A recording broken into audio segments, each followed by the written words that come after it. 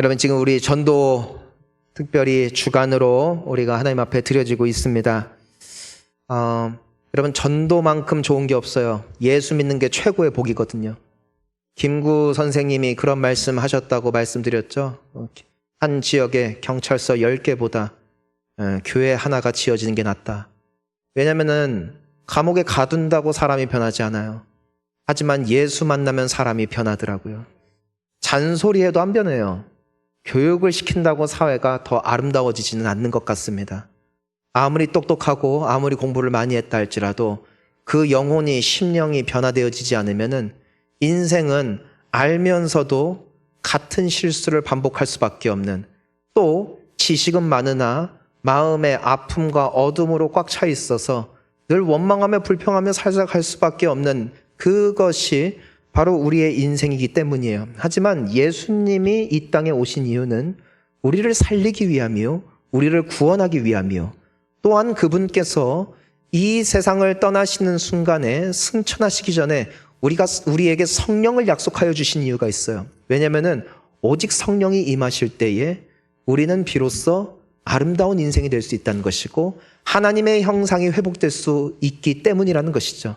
저는 우리 교회에 계시는 모든 분들이 다 예수 믿고 성령 충만한 성도님들 되어서 이 땅에 빛과 소금으로서의 역할을 잘 감당할 수 있기를 주의 이름으로 축원하는 것입니다. 여러분, 그런데 우리가 살면서 보면은 내가 때로는 전도의 디딤돌이 아니라 걸림돌이 될 때도 많이 있는 것 같아요. 자, 보니까 오늘 말씀을 보면은 이 말씀은 우리가 너무나 잘 알고 있는 말씀이에요. 너희는 이 세상의 소금이다. 너는 이 세상의 빛이다. 무슨 뜻입니까, 주님? 이라고 물을 때 주님은 16절에서 정확하게 그 뜻을 우리에게 말씀해 주고 계시죠. 함께 16절을 다시 읽어보겠습니다. 이같이 너희 빛이 사람 앞에 비치게 하여 그들로 너희 착한 행실을 보고 하늘에 계신 너희 아버지께 영광을 돌리게 하라. 자, 따라하겠습니다. 착한 행실. 예, 그러니까 우리 지금 예수님께서 제자들을 향해, 그리고 예수님의 말씀을 듣기 위해 온 모든 사람들을 향해서, 사람들이, 그러니까 아직 하나님을 모르고 예수님을 모르고 아직 교회를 모르는 사람들이 너희의 착한 행실을 보고 하나님에게 영광을 돌리게 하라. 즉 무슨 뜻이에요? 너희는 그런 사람들이 돼야 된다라고 말씀하고 계시는 것이에요. 제자들은 이 부분에 대해서 들었고 또한 기억하고 있기 때문에 성경에 남아있는 것이지, 잊었다면 기록도 안 돼 있었겠죠. 즉 제자들은 계속해서 예수님을 통하여 이 가르침을 받고 또 받고 좋은 말씀 어떻게 살아야 되는지에 대해서 그 방향성을 계속해서 탐구하고 또 추구하는 삶을 살았더라는 것입니다. 그런데 우리가 알다시피 제자들은 이 말씀을 들었다 하여 변한 적은 없습니다. 그들은 죄인으로서 끊임없이 실수함으로 오히려 주님을 믿는 데 있어서 걸림돌이 되어질 때가 디딤돌이 될 때보다 훨씬 많았다는 것을 우리는 기억해야 할 것입니다. 가령 예를 들어서 예수님의 제자들 중에 베드로라는 사람, 아는 것은 많이 없지만 의욕이 넘쳐서 얼마나 많은 실수를 했는지 모르겠어요. 가룟 유다 같은 경우는 돈을 굉장히 좋아했기 때문에 마리아가 예수님을 사랑하는 마음으로 향유 옥합을 깨뜨렸을 때 왜 이것을 예수님한테 다 쏟아 부었냐고, 차라리 팔아다가 가난한 사람 나눠줬으면 더 좋았겠다고, 그 좋은 분위기 산통 깨던 사람이 가룟 유다였습니다. 요한과 안드레는 형제로서 두 사람 다 예수님의 제자가 되는 특권을 누렸는데 그들의 성질이 얼마나 고약한지 별명이 하나 붙어요. 번개의 아들들. 성질이 번개같이 아주 강하고, 그리고 화도 잘 내고, 그것이 그들에게 붙은 칭호예요. 예수님을 따라다니니까 사랑의 제자, 은총의 제자, 은혜의 제자와 같은 그런 좋은 덕담이 섞인 별명이 아닌 성질이 불같다, 언제 어디로 튈지 모르겠다라는 상징의 번개의 아들이라는 이름이 붙죠. 실제로 예수님께서 사랑의 마음으로 사마리아 지역을 지나가시는데 이 사마리아 사람들과 유대인들과 사이가 굉장히 안 좋단 말입니다. 오늘로 따지면은 우리나라 사람들이 일본 사람들에 대해서 가지고 있는 좋지 않은 감정보다 오히려 더 큰 악감정이 유대인과 사마리아인들 사이에 있었어요. 근데 예수님께서 그들도 내가 구원해야겠다 해서 그들에게 전도하러 갔는데 그들의 반응은 어떠했는가? 예수님을 향하여 소리를 지르고 기뻐한 것이 아니죠. 전혀 반대였다는 것이에요. 오히려 욕하고 예수님을 아주 그냥 핍박하고 박해하고 그 마을에서 쫓아내요. 그때 이 요한과 안드레가 성질이 나니까 어떻게 하냐면은 우리가 기도해서라도 하늘에서 불이 떨어질게 할까요? 막 저 자식들 다 우리가 그냥 쓸어버리겠습니다. 밀어버리겠습니다. 그것이 너희는 세상의 빛과 소금이다. 사람들이 너희의 착한 행실을 보고 주께 영광 돌리게 하라라는 말씀과는 전혀 다른 모습. 베드로는 또한 어떻게 했어요? 예수님께서 잡히시던 그날 밤에 그 말고라는 종, 예수님을 잡기 위해서 온 사람들 중에 한 사람의 귀를 칼을 뽑아 베어버리죠. 착하게 살아라, 착한 행실로 하나님께 영광을 올려드려라. 3년간 예수님께 트레이닝을 받고 교육을 받고 학습을 받고 예수님을 따라다닌 결과가 무엇이었다는 것이에요? 칼 빼들고 귀를 잘라버리는 것. 그리고 너 예수님 따라다니던 제자지라고 했을 때 나 그 사람 모른다고 부인하고 있는 모습. 여러분, 이것이 말씀을 받았던, 말씀을 기억하고 있던 제자들의 모습이었다는 것이에요. 여러분, 왜 그럴까요? 여기서 우리는 우리의 모습을 볼 수가 있습니다. 한 가지 우리가 발견할 수 있는 사실이 있어요. 내가 교회를 다닌다고, 말씀을 배우고 공부한다고, 또 말씀을 들었다고 해서 사람이 변하는 것은 아니더라는 것입니다. 내가 아무리 예배를 오랜 시간 드렸고 하나님의 말씀 성경책을 몇 독씩이라 했다 할지라도 그것이 나의 인생이 바뀐다는 것을 의미하지는 않더라는 것이에요. 실질적으로 최근에 통계를 보았는데 우리나라의 이혼율이 거의 50%에 육박하는데 그런 계산을 해본 거예요. 그래도 교회 다니는 사람들은 다를까? 그래서 그 중에 교회 다니는 사람들을 추려봤어요. 예수님을 믿는다는 사람들을 추려봤어요. 몇 프로나 차이가 났을까? 확연하게 차이가 났다면 역시 교회 다니는 사람들은 다르구나. 역시 교회 다니면 바뀌는구나 싶을 거예요. 놀랍게도 3%밖에 차이가 안 나요. 여러분, 낙태율은 어떨까요? 비슷해요. 세상 사람들이 가지고 있는 도덕 기준, 그리고 교회를 다니고 있는 사람들이 가지고 있는 도덕 기준은 상이할지 모르지만 그 결과만 놓고 봤을 때는 그렇게 살지 못하는 경우들이 너무나도 많더라는 것이에요. 마치 이 제자들이 예수님을 통하여서 그 모든 좋은 말씀을 들으면서도 여전히 그들의 삶이 변화되지 않은 것처럼 오늘날 우리의 삶 역시도 늘 주님의 말씀을 듣고 은혜는 사모하지만 여전히 바뀌지 않는 모습을 오늘날 이 시대 가운데서도 발견하게 되는 것. 이것이 우리의 모습이라는 것이죠. 여러분, 그래서 이 제자들의 존재는 사람들로 하여금 예수님을 향해 열광하며 오히려 그분을 더 믿게끔 만드는 디딤돌이 되는 것이 아니라 오히려 걸림돌이 되었던 것이죠. 오늘날도 많은 사람들이 그런 말을 해요. 내가 예수를 위해서라면은 기독교를 믿고 싶지만 성도들을 보면 기독교를 증오한다. 누가 한 말인 줄 아세요? 간디가 한 말입니다. 예수님의 말씀, 예수님의 교훈, 예수님의 삶을 보면 나도 개종을 하고 싶다. 그것이 간디의 고백이었어요. 하지만 그 인도 사람들을 죽이고 학대하는 영국인들, 그들의 국교가 무엇이었어요? 기독교. 하나님의 이름으로 십자 전쟁을 일으켰던 십자군들, 오늘날에도 그 수많은 중동에 있는 사람들의 치를 떨게 만드는 그들의 모습은 전혀 예수님께서 그들에게 말씀하신 삶과 거리가 있는 모습인지도 모르겠습니다. 그리고 그것이 어쩌면 오늘날 이 사회에 있는 많은 사람들에게 예수님이 소망이십니다, 교회 다니면 좋습니다 라고 자신 있게 말하기가 부끄러워지는 우리는 현실을 살고 있는지도 모르겠어요. 그런데 이 제자들, 이토록 변화되지 않던 제자들이 한순간에 변하는 한 사건이 있으니 그것이 바로 성경에 기록되어 있는 성령 사건입니다. 즉 내가 알고 있는 지식과 나의 의지가 바꾼 것이 아니라 주의 성령이 임하시사 나를 충만하게 채워주셨을 때 비로소 내가 알았고 내가 깨달았고 내가 따라가고 싶었던 예수님을 비로소 따라갈 수 있는 능력을 소유하게 되었다라는 것이죠. 자, 우리가 그 현장을 사도행전 2장에서 볼 수가 있는데요.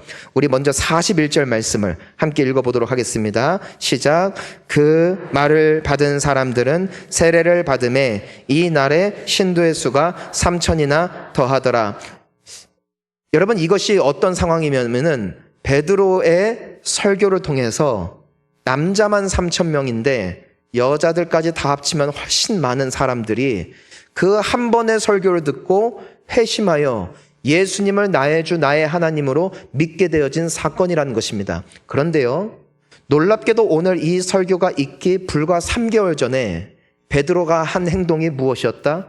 말고의 귀를 잘라버리고 예수님을 모른다고 부정하고 다른 예수님을 죽였던 사람들이 나도 죽일까봐 무서워서 다락방 문을 걸어 잠그고 숨어 있었던 사람이 이 베드로라는 것이에요.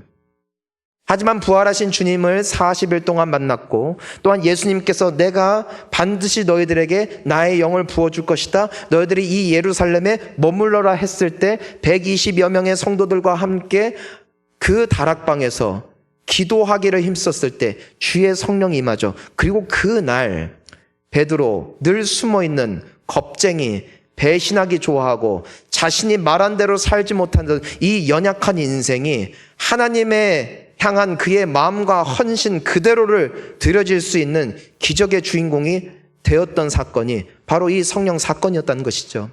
사랑하는 성도님 여러분, 내가 아무리 오늘 설교를 듣고 내가 아무리 결단을 한다 할지라도 우리는 별로 변하는 것이 없을 거예요. 그건 도덕일 뿐이에요. 그건 율법일 뿐이에요. 기독교는 도덕 종교가 아니에요.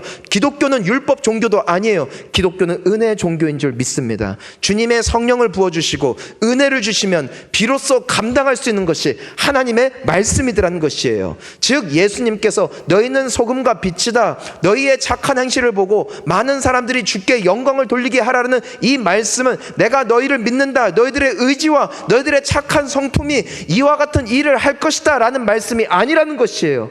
오직 성령이 너희에게 임하시면 너희는 권능을 받을 것이다, 내게 능력 주시는 자 안에서 나는 뭐든지 할 수 있다 라는 말씀을 성취하시는 그 역사가 우리의 예배 가운데, 우리의 신앙 가운데 나타날 수 있기를 주의 이름으로 축원하는 것입니다.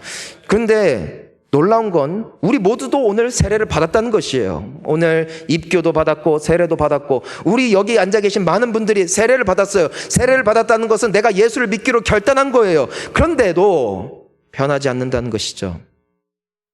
하지만 오늘 이 3,000여 명의 회심한 사람들의 공동체, 이 교회의 모습, 그리고 그 공동체를 만남으로 말미암아 그들의 삶이 어떻게 변했는지, 어떻게 주님의 말씀이 결국 그들을 통해서 성취되어지는지를 우리가 살펴볼 수가 있는데요. 42절 말씀을 우리 한번 읽어보도록 하겠습니다. 시작.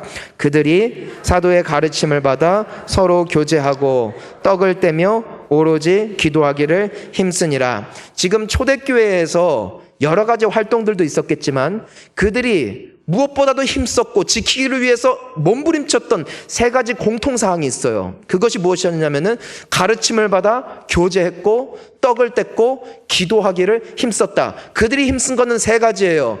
교제하고 떡을 떼고 기도하기를 힘썼어요. 자, 우리가 이것에 대해서는 잠시 뒤에 살펴보는 것으로 하고, 적어도 이렇게 힘쓰는 공동체를 만나 그렇게 신앙생활이 쌓였을 때 그로 말미암은 결과가 어떻게 나타났는가를 우리가 47절에서 볼 수가 있습니다. 우리 47절 함께 읽어볼까요? 하나님을 찬미하며 또 온 백성에게 칭송을 받으니 주께서 구원받는 사람을 날마다 더하게 하시니라. 자, 지금 이 사람들이 신앙생활만 한 거예요. 그러니까 교제하고 떡을 떼고 기도했대요. 그것만 힘썼대요. 다른 프로그램을 받은 게 아니에요. 말 예쁘게 하기, 예절 교육, 또 어떻게 하면 성질을 안 부릴까, 어떻게 하면 심리학적으로 나 자신을 잘 다스릴 수 있을까, 이로 말미암은 변화는 아니에요. 적어도 그런데 이 믿음의 공동체, 성령 공동체가 회복되어지니까 그로 말미암은 결과가 단순히 이 사람 신앙생활 잘하는구나 정도의 결과로 그치지 않았다는 것이죠. 47절 계속 띄워주세요. 뭐라고 되어 있냐면 온 백성에게 뭘 받았대요? 칭송을 받았대요. 즉 칭찬을 받았대요. 왜 칭찬을 했겠어요? 오늘 예수님의 말씀, 사람들이 너희의 착한 행실을 보고 하나님께 영광을 돌리게 하라라는 그 말씀이 비로소 성취된 사건이 바로 성령 공동체가 회복되었을 때 이들의 삶에 비로소 나타났다는 사실이죠. 사랑하는 성도님 여러분, 인간은 인간이에요. 사람이 아무리 잘나봐야 가까이서 보면 사람이더라고요. 과거에 우리 교계에 정말 존경받고 세상 사람들도 존경하고 교계의 사람들도 존경하고 성도님들이나 목사님들이나 모두가 존경하던 귀한 목사님이 계셨어요. 정말 이 아시아의 예수라고 정말 많은 사람들이 칭송했던 귀한 분이 계세요. 선한 영향을 끼쳤죠. 그런데 그분이 소천하시고 나서 그분의 따님이 책을 하나 쓰세요. 제목이 뭐냐면은 목사의 딸이에요. 근데 그 내용이 뭔 줄 아세요? 내가 봤던 아버지의 민낯이거든요. 그러니까 대외적으로 사람들에게 보여지는 거룩한 모습, 말씀을 선포하고 믿음으로 그들을 위해서 기도해주는 그 성자 같은 모습은 다른 타인들이 아는 모습이에요. 하지만 내가 가정에서 보았던 나의 아빠의 모습은 사람들이 존경하는 모습과는 다를 때도 많았다는 것을 솔직하게 기고했던 책이 이 책이거든요. 여러분, 저는 어떤 것 같으세요? 저는 목사잖아요. 저는 목사인데 여러분들이 알고 있는 저의 모습과 제 가족들이 알고 있는 제 모습은 달라요. 사람은 완전하지 않아요. 즉 무슨 말이냐면요, 우리가 교회를 다니고 내가 아무리 착하게 살려고 한다 한들 여러분 보니까 교회 다니지 않아도 착한 사람들 너무 많아요. 착한 사람들은 보통 예수님 안 믿고요, 죄인들이 예수님 믿거든요.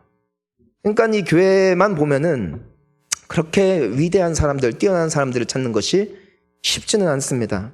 하지만 놀라운 게 있어요. 사람들이, 아니 온 백성들이 칭송을 한 만큼 그들의 삶이 변화되었다는 것은 무슨 뜻일까? 그들이 은혜를 받았다는 것이고 그들이 변화됐다는 것이요. 왜요? 사람은 안 바뀌잖아요. 사람은 안 바뀌잖아요. 하지만 주님은 사람을 바꾸세요. 성령을 받으면 인생이 변화되어지는 줄 믿습니다. 여러분, 그래서요, 우리 교회가, 우리 공동체가, 우리 성도님들 한 사람 한 사람이 우리가 복음을 전하는 데 있어서 우리의 가정에 있어서나 우리의 삶에 있어서나 걸림돌이 아니라 디딤돌이 될 수 있는 비밀이 바로 오늘 이 말씀 가운데 나타나 있더라는 것이에요. 42절. 그래서 우리가 이 공동체를 이루기 위해서 힘쓰고 애쓸 때 이들을 통해서 영광 받으신 주님이 오늘 또한 우리를 통하여 영광 받으실 줄 믿습니다. 자, 그래서 이것만 잘하면 돼요. 이것만 잘하면 돼요. 딴 거 하지 말고 이것만 잘하면 돼요. 교회마다 다 문화가 다르고 전통이 달라요. 하지만 우리가 다시 한번 고백하는 것이 있습니다. 우리의 인생의 기준, 우리의 신앙의 기준은 오직 하나님의 말씀입니다. 목사의 카리스마도 아니고 그 교회에서 오랫동안 이어져 온 프로그램도 아니고 우리가 붙잡아야 될 것은 오직 하나님의 말씀이에요. 즉, 이 성도들의 삶을 이와 같이 칭찬받는 인생, 주님의 영광의 디딤돌이 되는 인생으로 바꾼 신앙생활이라면 오늘 우리도 동일하게 따라갈 때에 그 하나님의 역사가 또한 우리를 통해서 이루어진다는 사실이죠. 자, 세 가지를 봅시다. 첫 번째, 뭐였어요? 서로 뭐 했대요? 교제했대요. 자, 그런데 그 앞에 뭐라고 써 있어요? 사도의 가르침을 받아 서로 교제했다. 여러분, 이것은 목사님들의 어떤 말씀 강해나 설교 받았고 또 그들끼리 교제했고 따로가 아니에요. 하나예요. 무슨 말이냐면은 그들이 대화하고 교제할 때 그냥 세상에서의 습관처럼 정치 얘기하고 나라 얘기하고 또 집안 얘기하고 자식 얘기하고 배우자 얘기하고 직장 얘기하는 그런 교제가 아니라 사도의 가르침을 받아 그 말씀을 통해서 받은 은혜, 그 말씀 가운데 깨달은 거, 또 그로 말미암아 내가 어떻게 변화됐는지 간증, 그리고 그 은혜를 소통하는 교제가 그 공동체 가운데 나타났던 것, 이것이 그들이 힘써 지켰던 첫 번째 열심이었습니다. 여러분, 교회는 시장통이 되면 안 돼요. 무슨 뜻인가? 예수님이 말씀하셨어요. 두세 사람이 내 이름으로 모인 곳 가운데 내가 그들과 함께 하겠다고 말씀하셨어요.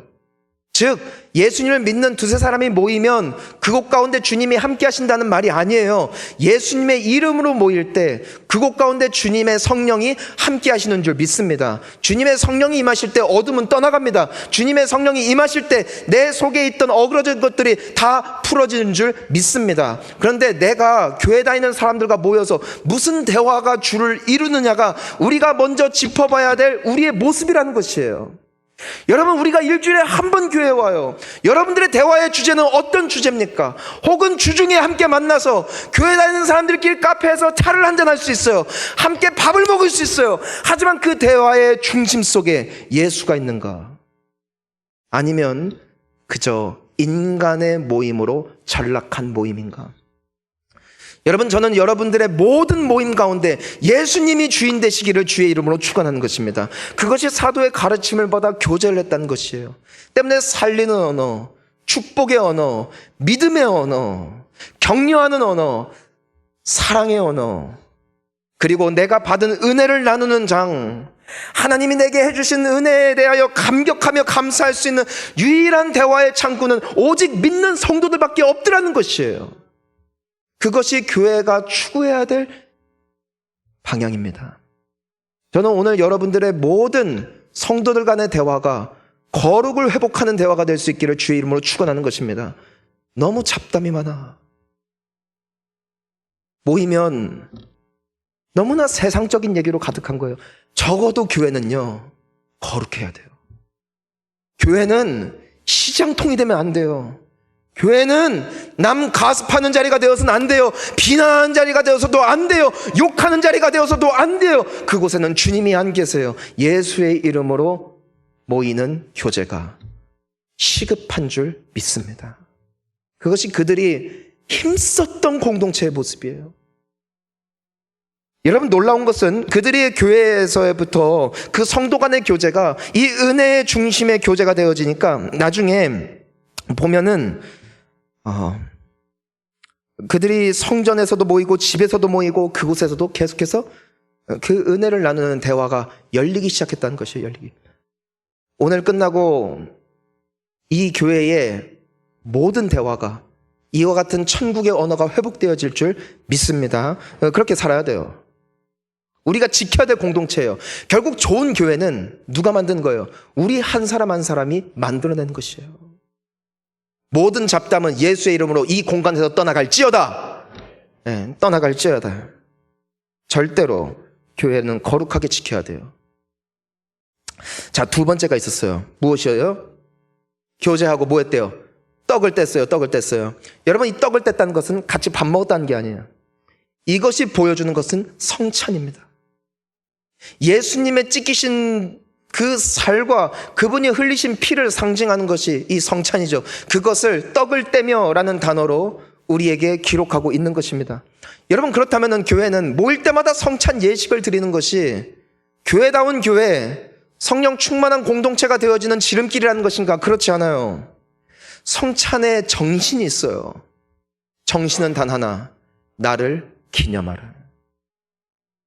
누구를 기념하는 거예요? 예수를 기념하는 것, 예수를 기억하는 것, 그분을 잊지 않으라고 우리에게 제정하여 주신 예식이 바로 성찬 예식이래요. 그들이 힘썼던 게 뭐래요? 떡을 떼는 것, 즉 나에게 베풀어 주신 주님의 은혜가 얼마나 큰지를 잊지 않기 위해서 몸부림쳤던 공동체가 이 초대교회 공동체였어요.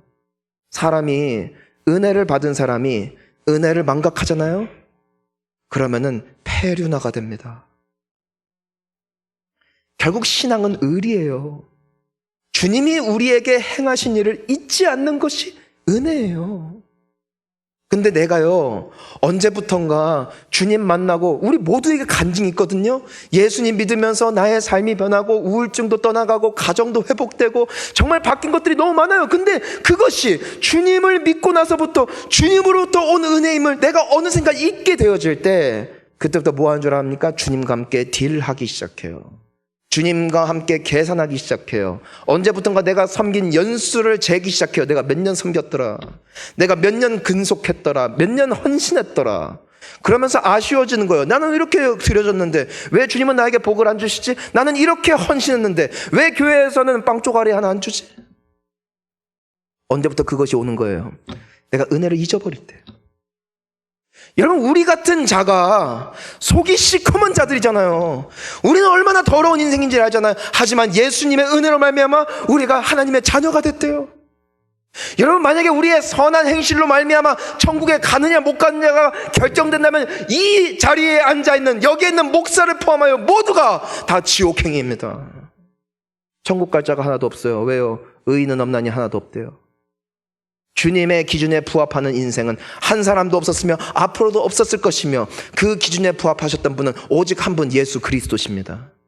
그분이 우리의 죄를 위하여 대신 피 흘려 죽으셨기 때문에 그분의 이름을 믿고 그분을 영접하는 자마다 하나님의 자녀가 되는 권세를 주셨대요. 우리가 마음껏 하나님 앞에 나와 예배를 드릴 수 있는 것도요, 구약, 즉 예수님께서 오시기 전에는 상상도 못할 일이었어요. 오히려 죄를 지은 죄인이 그대로 하나님의 전에 예배하러 나아가면 그 자리에서 죽임을 당했던 것이 구약의 예배였습니다. 오죽하면 1년에 한 번 대속죄일에 대제사장이 모든 백성들의 대표로 하나님 앞에 예배를 드려 나아갈 때 혹여라도 회복되지 않은, 혹여라도 해결되지 않은 죄를 들고 무의식 중에 하나님 앞에 나아가면 그 자리에서 죽게 되어졌죠. 때문에 제사장들은 하나님의 그 지성소에 들어갈 때마다 그들의 발목에 긴 줄을 묶었어요.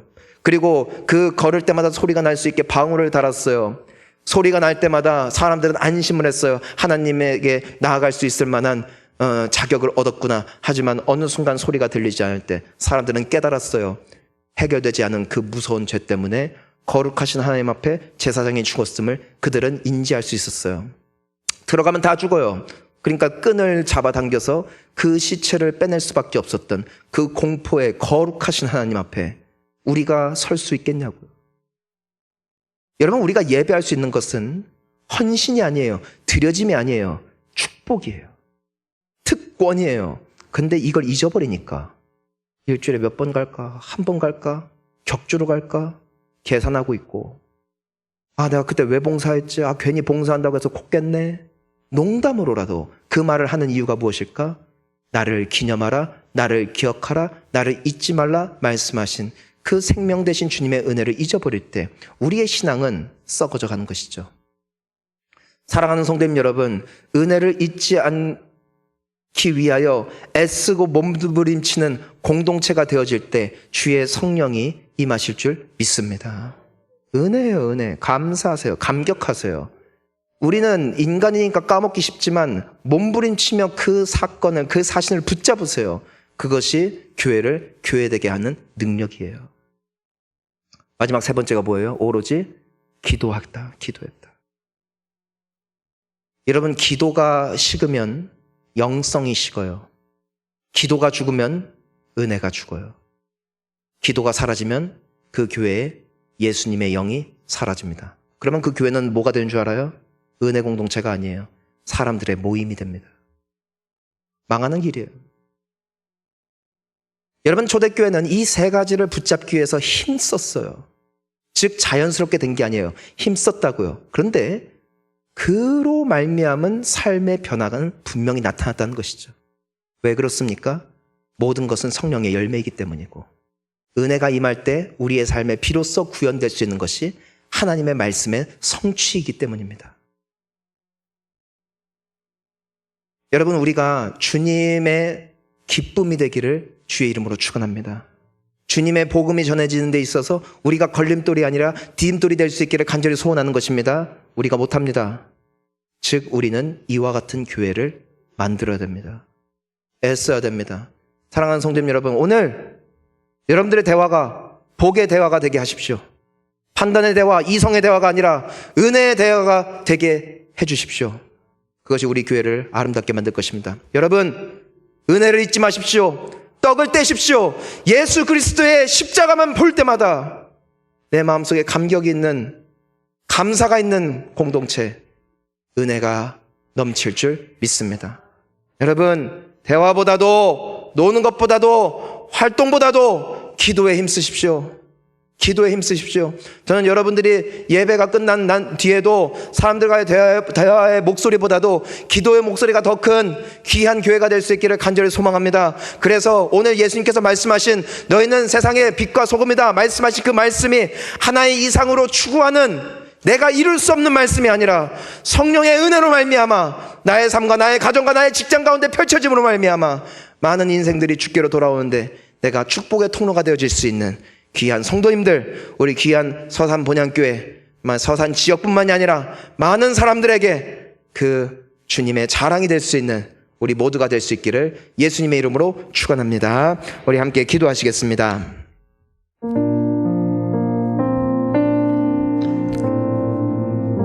여러분, 우리가 이 시간 함께 고백할 수 있는 것이 있어요. 배운다고 바뀌지 않아요. 배운다고 바뀌지 않아요. 제자들은 안 바뀌었어요. 오늘날 교회를 다닌다고 많은 사람들이 말하지만 안 바뀌어요. 성령이 떠나가면요, 육신은 똑같아요. 쇼는 할 수 있어요. 하지만 속이 더럽잖아요. 속이 더럽고 쇼하잖아요. 그것은 쇼임이 결국에는 다 드러나요. 그게 사람이에요. 여러분, 우리가 추구해야 될 것이 있어요. 하나님의 은혜입니다. 여러분, 적어도 교회에 와서 은혜를 받아야 되지 않겠어요? 은혜 공동체를 우리가 이루어야 된대요. 입술이 거룩해질지어다, 은혜를 잊지 말지어다, 기도에 힘쓸지어다. 이것이 우리가 추구해야 되는 공동체예요. 다른 문화는 다 필요 없어요. 이 세 가지만 있다면. 하지만 이 세 가지가 없으면 아무것도 아니에요. 교회를 다녀도 변화가 없을 거예요. 그냥 교회 다녀주는 것으로 끝날 거예요. 그럼 그것은 주님이 오신 이유가 아니에요. 주님은 우리를 살리기 위해서 오신 분이시며 교회를 축복의 공동체로 세우셨음을 믿습니다. 우리 이 시간 함께 오늘 말씀을 기억하면서 합심으로 기도하겠습니다. 주여,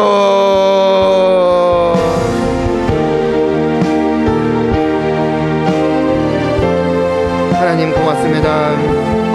우리가 추구해야 될 공동체, 우리가 갈망해야 될 공동체, 그것은 바로 우리의 인생을 변화시키는 놀라운 기적과 간증의 시작이 되어질 줄 믿습니다.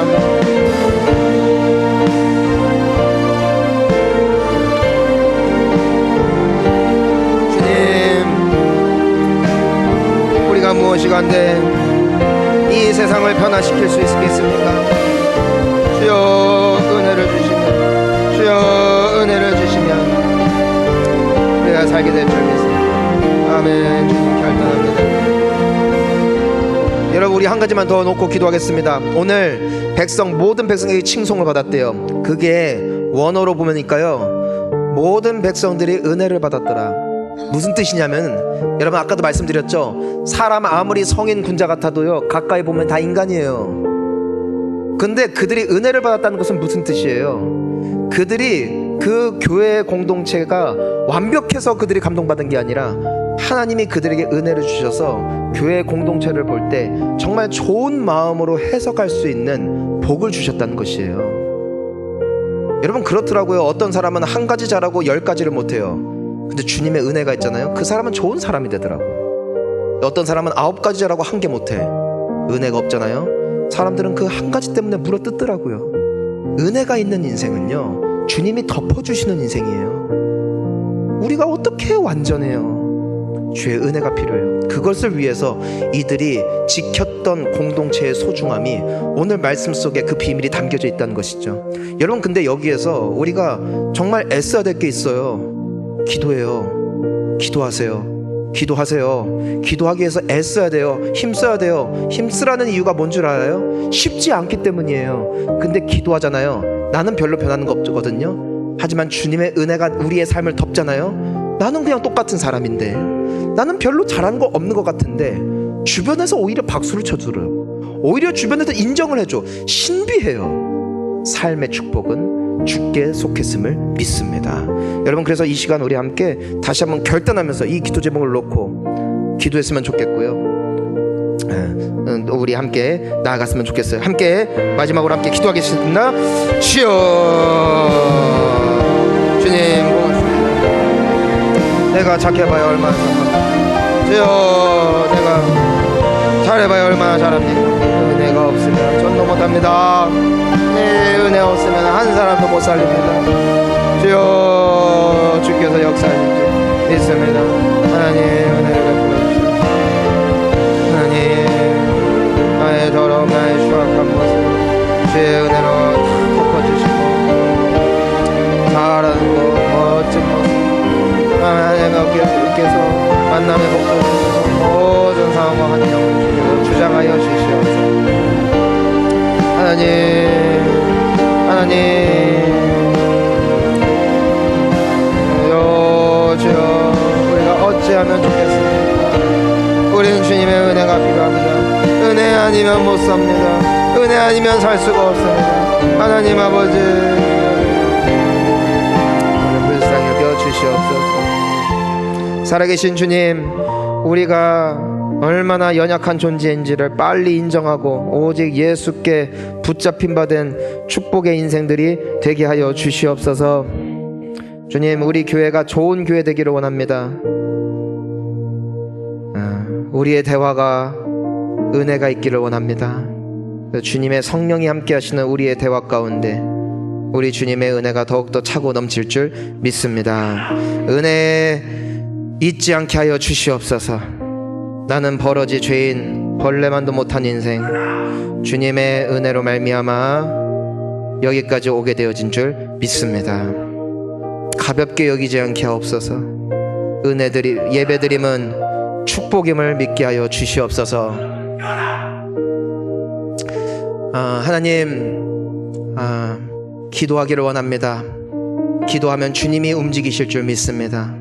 내가 열심히 사는 것, 물론 그것도 중요하겠지만 주님이 앞서 행하시는 인생이 가장 평탄하고 빠르고 복된 길인 줄 믿게 하여 주시어서 기도가 끊이지 않는 공동체 되게 하여 주옵시고, 그런 성도들이 되게 하여 주시어서 본향교회에 출석하는 모든 성도님들의 삶에는 오늘 이 사도행전에서 나타난 착한 행실로 하나님께 영광 올려드렸노라고 고백할 수 있는 수많은 간증들이 이들의 인생을 통하여 드러나게 하여 주시옵소서. 성령을 부어 주시옵소서. 지금은 우리 주 예수 그리스도의 은혜와 하나님 아버지의 크신 사랑하심과 성령 하나님의 감동 감화 충만 위로 교통하심이 오늘의 말씀을 기억하며 주님의 기쁨이요 주님의 자랑이요 복음 전파의 디딤돌이 될 수 있기를 소원하며, 이 아름다운 공동체를 사모하며 꿈꾸며 내가 바로 그 공동체를 이루는 한 사람이 되겠노라고 다시 한번 결단하며 돌아가는